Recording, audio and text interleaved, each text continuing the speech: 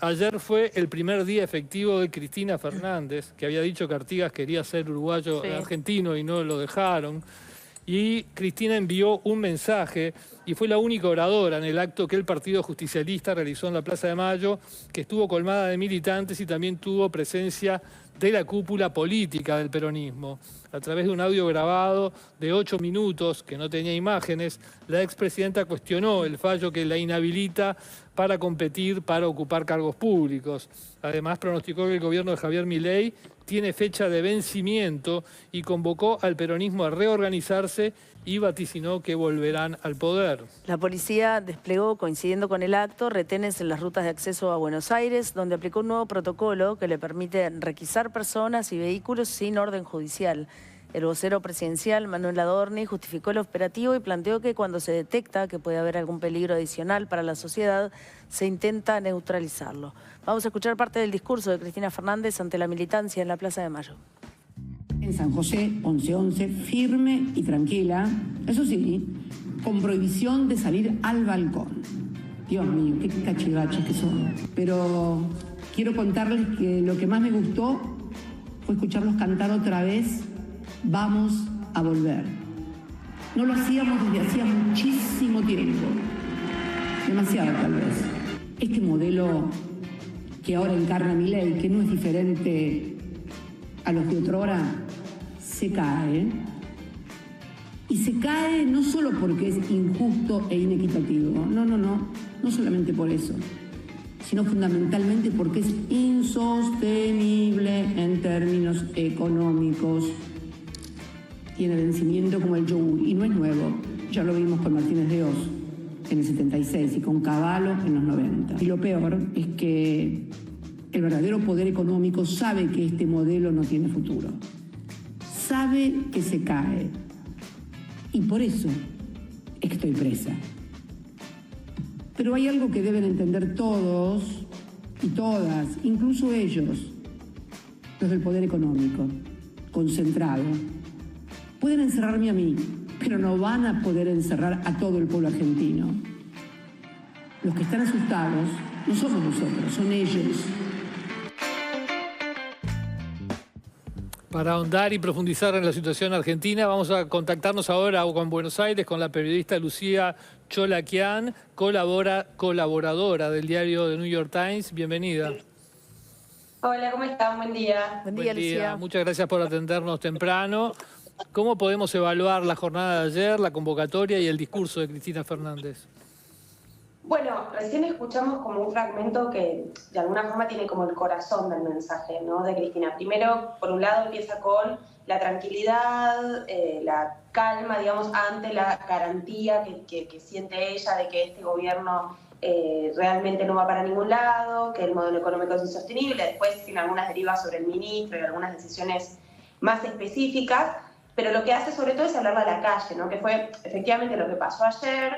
Fue una movilización muy grande que en su momento estaba pensada para acompañarla de San José, que es donde ella está viviendo ahora, hasta Comodoro Pi, los tribunales federales, para que firmara y comenzara su detención. Después, finalmente, el juez de ejecución le termina concediendo la domiciliaria, entonces entra como medio inmediatamente en empezar a cumplir la pena desde San José, y no hace falta esa caravana, si se quiere, que se había pensado, pero lo que hacen es reconducir esa energía, digamos, de tantos días de preparación y llevarla a la Plaza de Mayo, que es como, bueno, el lugar en el que históricamente se ha movilizado la sociedad argentina y sobre todo su movimiento. Entonces, ayer lo que fue un día un poco confuso de alguna manera, ¿no? Porque digo, hay mucha tensión política, pero también en las bases y en la calle por lo que sucedió, lo que significa. Creo que todavía cuesta un poco entender la dimensión de lo que es una inhabilitación de por vida para ejercer cargos públicos en un personaje como Cristina Kirchner. Pero por otro lado fue un día bastante pacífico, si se quiere. Digo, se esperaba que hubiera cierto choque. Ustedes mencionaron lo de la policía, ya el gobierno desde la mañana venía planteando un escenario un poco de limitar ese posible desborde. Eso no sucedió, de hecho fue una jornada que yo calificaría como, digamos, una movilización más parecida a la del 24 de marzo, si se quiere, del Día de la Memoria acá en Argentina, que a una protesta furiosa, ¿no? Había mucha gente joven, mucha familia, la gente fue tranquila, mucha gente desarmada, si se quiere, no yendo encolumnada con ninguna organización.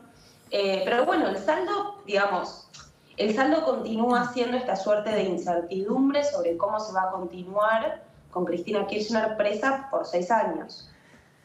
¿Se espera que ella, después de esta convocatoria, lidere el peronismo o que quienes la desafían o visionan a dirigirlo tengan una oportunidad?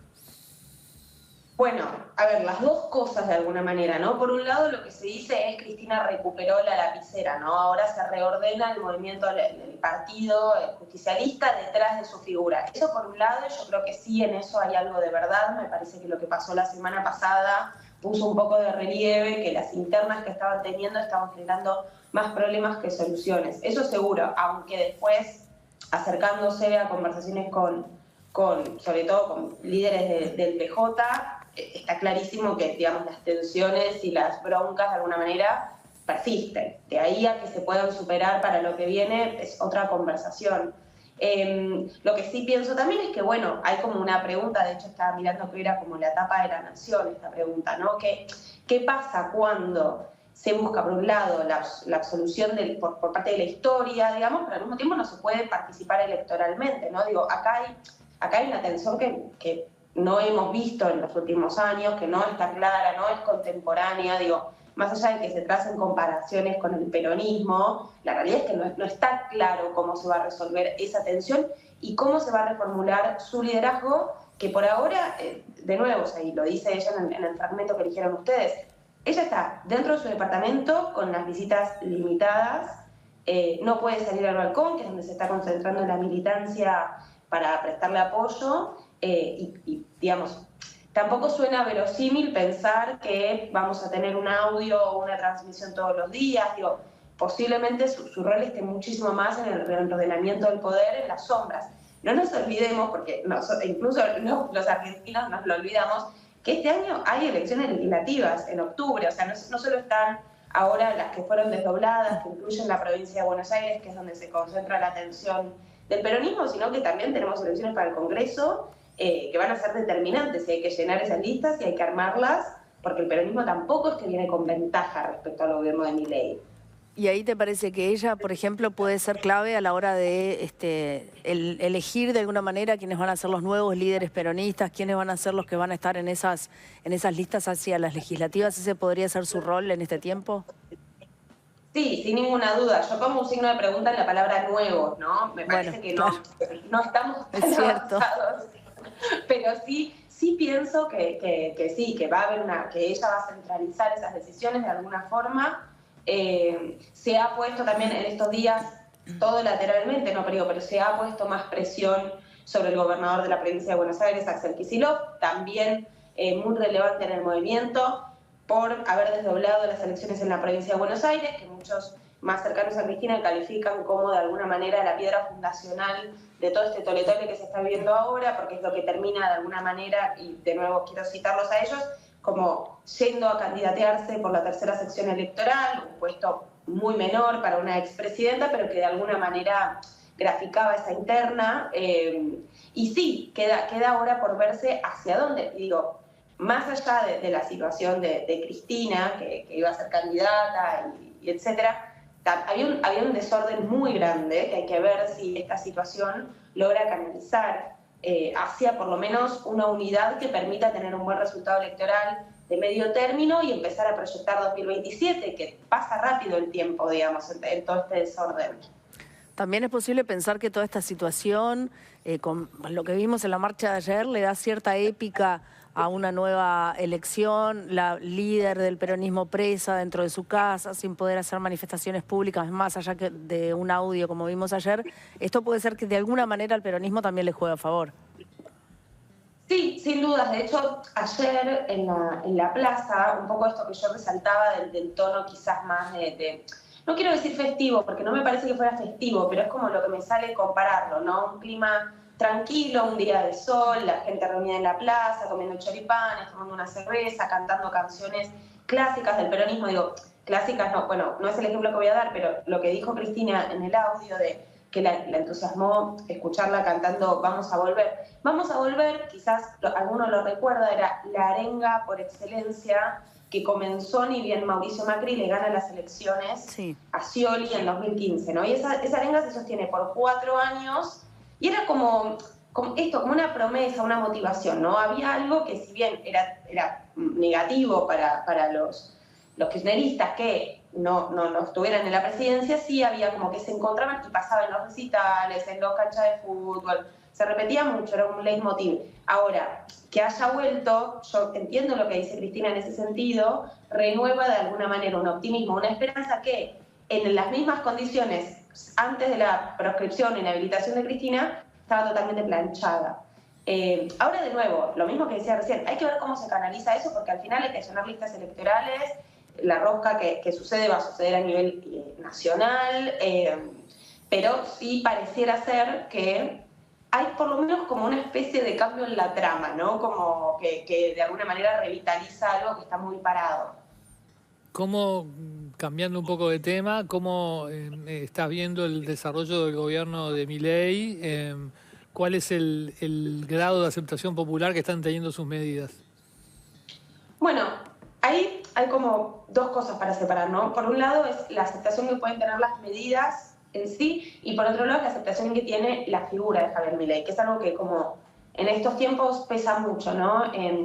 Javier Milei sigue detentando una parte muy importante de aprobación, yo diría que se sostuvo, o sea, con algunos vaivenes, hubo algunos casos como el caso Libra en febrero, que sí le hizo perder un poco de aceptación, pero me parece que para ser un presidente en un país como este ha mantenido bastante su nivel de aprobación. Ahora, las medidas, me parece que hay otro tema y digo, a ver, es innegable que la sociedad argentina ha tenido una pérdida de poder adquisitivo descomunal, eso es muy palpable, ya se siente de una manera que no está tan sujeto a la discusión, o quizás uno a veces piensa, bueno, hay que dejar pasar unos meses para entender de dónde viene esto. Efectivamente, los ajustes han llevado a que haya muy poca plata y eso se siente en todos los rubros, por lo menos de lo que uno ve cuando circula por las calles, ¿no? Después, por otro lado, yo creo que el gobierno ha mostrado muchísima solidez, creo que lo que termina, digamos, pasando la semana pasada, si bien es verdad que el gobierno de Milei no tiene directamente una cuchara ahí en la decisión de la Corte Suprema, y yo no veo esa conspiración, no la veo, sí pienso que obviamente son cosas que pasan y hay que ver cómo repercute en la gestión nacional. La verdad es que han integrado todo lo que estuvo pasando con una solidez bastante sorprendente. Se maneja, la agenda de Milei de alguna manera, que quizás no es la agenda tradicional para un político argentino, pero está completa, estuvo toda la semana pasada en Israel, fue al Muro de los Lamentos 4 veces, recibió el premio Nobel judío, como lo llama él, un premio en Madrid, sigue dando sus masterclass y circulando y en contacto con el tipo de comunidad y los líderes internacionales que le interesan a él, sobre todo el gobierno de Toto Caputo, bueno, ahí fue un fallido, el Ministerio de Economía de Toto Caputo firmó otro acuerdo con el Fondo Monetario Internacional, la agenda de ellos está vigente. Mi sensación es que se están extremando un poco las condiciones económicas, ¿no? O sea, esto que digo, la desigualdad está incrementando, el poder adquisitivo ha bajado muchísimo, los pobres son más pobres, algunos ricos son más ricos, y eso es un escenario que, bueno, hay que ver cómo juega en las elecciones de medio término. En las elecciones de la Ciudad de Buenos Aires le fue muy bien, no fue una gran sorpresa eso, si bien no se esperaba que ganaran, no fue una gran sorpresa que Manuel Adorni sacara el primer lugar. Sí es como todavía para nosotros un poco difícil de leer la relación entre la situación económica y social con los resultados electorales, pero bueno, hay que ver qué pasa en las provincias. La gran pregunta es eso que tú decías de, bueno, una pérdida importante del poder económico de los trabajadores, de la gente, de los jubilados. Hasta ahora parece no haber tenido o sea, parece ser aceptado de alguna manera en aras de un proyecto que bajó la inflación, en fin. ¿Hasta cuándo puede durar esa aceptación popular de esa pérdida en función de algunas ganancias? Y esa agenda que tú decías, bueno, que muestra Milei permanentemente viajando, permanentemente reuniéndose con líderes en otros países o con empresarios. hasta qué punto no, en función de lo otro, no llega un momento que empiece a generar descontento, digamos. Totalmente, sí, ahí te agrego un dato, o sea, la inflación del mes de mayo fue de 1,5% y para compararla de enero, no me acuerdo si fue enero o febrero de 2024, tuvimos 25%. O sea, eso es muy importante, más allá del número, ¿no? Pensar cómo te desordena la vida, tener ese grado de inflación mensual y lo que pasa cuando eso deja de suceder. O sea, todas las cosas, como cuando empezó la pandemia y veíamos caminando a los Bambis por Ámsterdam, bueno, hay algo de eso, ¿no? Como, bueno, puedo volver a tomar decisiones económicas a mediano plazo, puedo volver algunas personas tendrán cierta capacidad de ahorro, un dólar barato también fomenta muchas de las fantasías de la clase media argentina, como poder viajar al exterior, comprar cosas afuera, etcétera. Entonces, digo, son varios los factores que juegan para que haya este grado de aceptación. El tema es eso, que yo ahí sí me interesa mucho la pregunta, bueno, la pregunta de esta afirmación en el caso de Cristina, pero es interesante pensar qué tan sostenible es, porque es cierto que la Argentina ya ha visto esto con derivas un poco caóticas. Así que sí, y lo último es cierto que este grado de aceptación también se sostiene porque del otro lado no ha habido ningún tipo de representación que genere alguna esperanza de, bueno, una continuidad de esta estabilidad económica sin los factores que pueden gustar menos del gobierno de Javier Milei, incluyendo la falta de experiencia política, para un escenario geopolítico que sin duda requiere de cierto movimiento y conocimiento de cómo manejarse, ¿no? Claro, no hay un líder claro, por lo menos, ¿no? De parte del otro lado que pueda representar o un cambio o para los que están descontentos con Milei, aferrarse a una figura que pueda representar, bueno, algo positivo para el país y que lo mejore de la actual situación, de las partes que están mal de la actual situación. ¿Es eso lo que te parece? Sí, porque sobre todo porque este escenario, que no solo de Argentina, ha polarizado mucho las figuras políticas. Entonces, la realidad es que tampoco han quedado candidatos en el centro, porque sacando el peronismo, ¿no? Que es difícil, pero haciendo ese ejercicio, bueno, ¿cuáles son los candidatos que están sobre el tablero, ¿no? ¿Qué figuras son interesantes? ¿Qué figuras vienen creciendo? Todas las figuras que formaban parte del centro han tenido derivas trágicas, como el caso de Horacio Rodríguez Larreta, que hace 2 años sacó 11% para ser presidente de la Nación, y hace un mes sacó 8% en la Ciudad de Buenos Aires. O sea, las figuras de centro también han tenido un declive, y eso es lo que vuelve más problemático quizás pensar cuál es la perspectiva que pueden tener candidatos no radicalizados de alguna manera en las elecciones, y sobre todo para hacerle frente a un personaje como Javier Milei, que nadie puede decir que es tranquilo, digamos, más allá de lo que uno evalúe de sus comportamientos.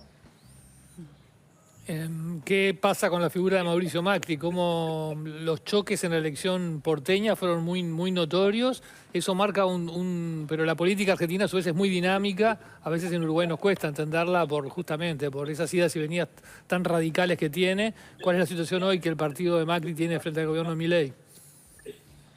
Yo creo que este tango sigue, me parece que eso es evidente, porque aparte, bueno, yo reconozco que no solo es el dinamismo argentino, sino que además hay algo como de las declaraciones cruzadas permanentes y confusas que también no permite terminar de ver si es que Macri necesita a Milei, Milei necesita a Macri, o es como una reciprocidad medio problemática que ahí no se termina de resolver.